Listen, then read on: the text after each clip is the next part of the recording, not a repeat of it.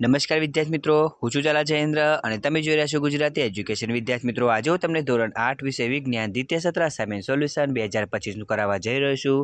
તો વિદ્યાર્થી મિત્રો, આની અંદર આપણે જોવાનું છે પ્રશ્ન 2 બ તફાવતના બે મુદ્દા આપો. પ્રકરણ 7 અને 9ના.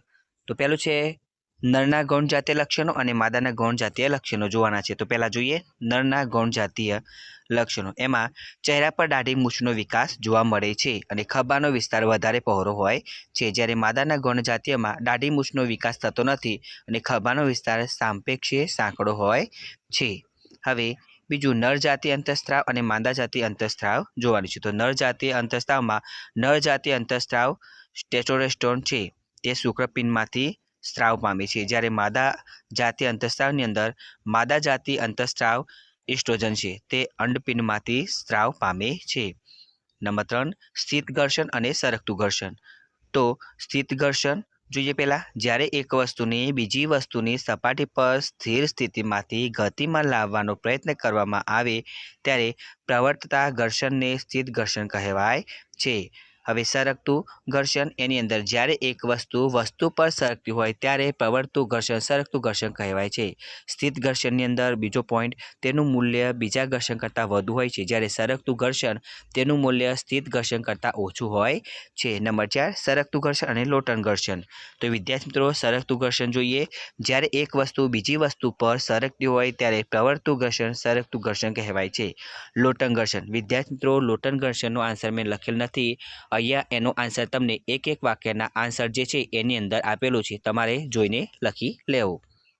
હવે પ્રકરણ 10 અને 13ના જોઈએ. પહેલું છે ઘોઘાટ અને સંગીત.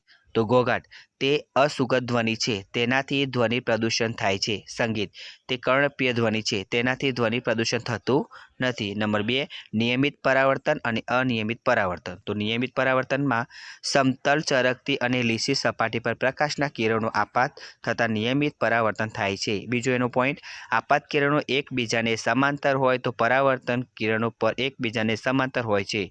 અનિયમિત પરાવર્તનમાં ખરબચડી સપાટી પર પ્રકાશના કિરણો આપાત થતાં અનિયમિત પરાવર્તન થાય છે. એનો બીજો પોઈન્ટ, આપાત કિરણો એકબીજાને સમાંતર હોય તો પણ પરાવર્તીય કિરણો એકબીજાને સમાંતર હોતા નથી.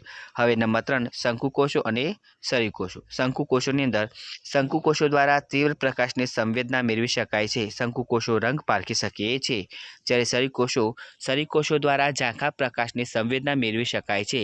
સરીકોષો રંગ પારખી શકતા નથી. હવે નંબર 4 કોર્નિયા અને રેટિના. કોર્નિયામાં આંખની આગળનો પારદર્શક ભાગ છે, તે બહારથી જોઈ શકાય છે. રેટિનામાં આંખના પાછળના ભાગમાં આવેલું સ્તર છે, તે બહારથી જોઈ શકાતું નથી. તો વિદ્યાર્થી મિત્રો, તમને મારી આ વિડીયો પસંદ આવ્યો હોય તો વિડીયો લાઇક કરો, કમેન્ટ કરો, શેર કરો, સબસ્ક્રાઈબ જરૂર કરો. ધન્યવાદ.